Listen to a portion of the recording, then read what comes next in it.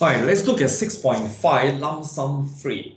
As mentioned just now, this pertains or this will link to the doctrine of right and true delivery that we have mentioned just now. All right. The principle of lump sum freight does not tie directly to the quantity of cargo actually carried. A charter party at the lump sum freight is a contract to pay for chartering a ship for a specific voyage or specified voyage. So lump sum freight usually is linked to voyage charter, right? A specified voyage rather than a contract to pay for the carriage and delivery of a particular cargo. Meaning to say, lump sum freight is to pay the ship owner to perform a voyage, right? Rather than a contract to pay for the carriage and delivery of a particular cargo. Understand? It's just like it's not. I'm not paying you to carry my cargo from A to B. I'm paying you to perform a voyage from A to B. You must be scratching your head and saying, hey, why I charter your ship is to carry my cargo. Then why is the lump sum freight principle does not say so?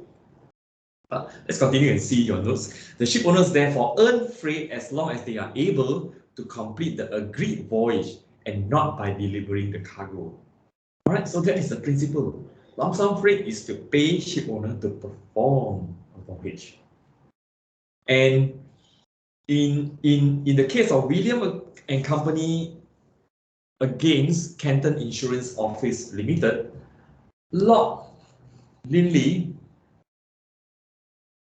says that a lump sum freight is a definite sum agreed to be paid for the hire of a ship for a specified voyage, and although only payable on the right and true delivery of the cargo. Yeah, you pay for a voyage, but the delivery of the cargo has to fulfill the doctrine of right and true delivery.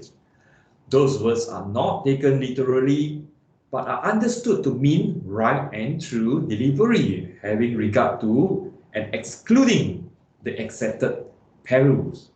In other words, the cargo in this clause of the charter party, yes, the doctrine of right and true delivery usually will be mentioned in the charter party, right? Does not mean the cargo shipped, but the cargo which the ship owner undertakes to deliver.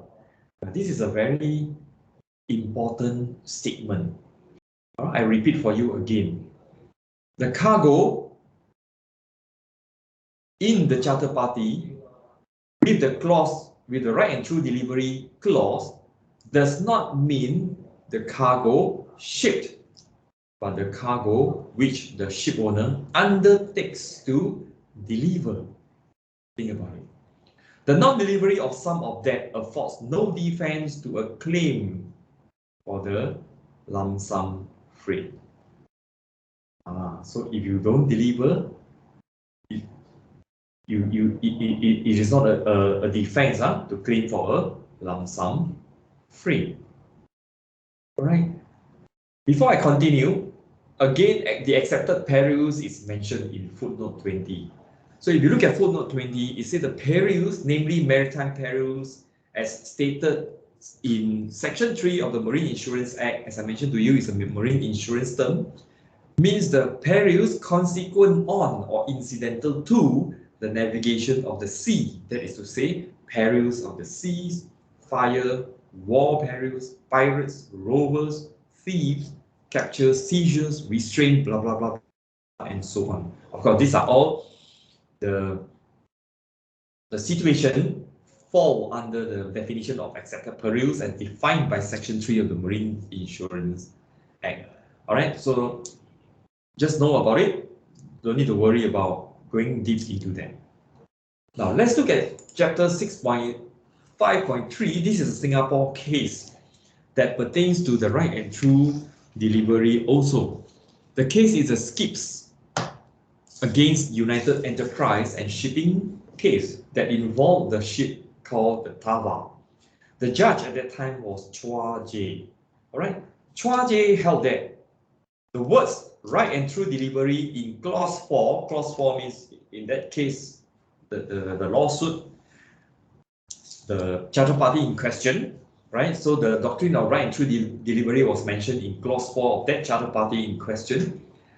That clause 4 did not mean right and true delivery of the whole of the cargo ship, but consequently the lump sum freight became due when the cargo which had arrived at the port of discharge had been completely delivered. Think about it. Chua Jie said the right and true delivery did not mean the right and true delivery of the whole of the cargo ship. But charterers still need to pay the lump sum freight when the cargo which has arrived at the port of discharge had been completely delivered. Some of you may think that isn't the whole of the cargo ship same as the cargo that has been completely delivered at the port of discharge? What do you think?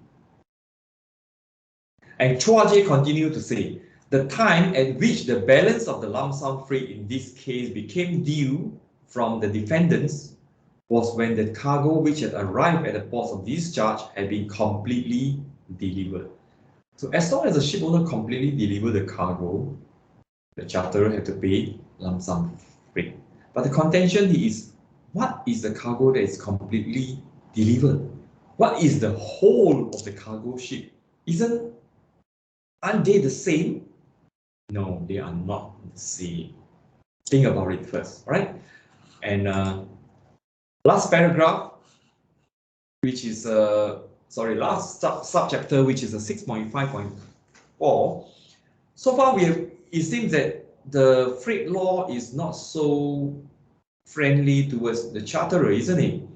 For example, the cargo damage by ship owner or his crew, charterer have to pay. Under the right and true delivery, cargo also damaged, charterer still have to pay. Only in the right and true delivery, they go one step further to say that the damage shall not destroy its identity, right? That's a bit protective of the charterer, but still seems very unfair to the charterer, right? Ship owner, you damaged my cargo, and I will still have to pay you the freight. So let's look at chapter 6.5.4. It said that it would seem that full freight will be payable even where a failure to deliver all the cargo shipped was attributed to the fault on the part of the ship owner. That's what I said just now. Right? Ship owner failed to deliver all the cargo shipped.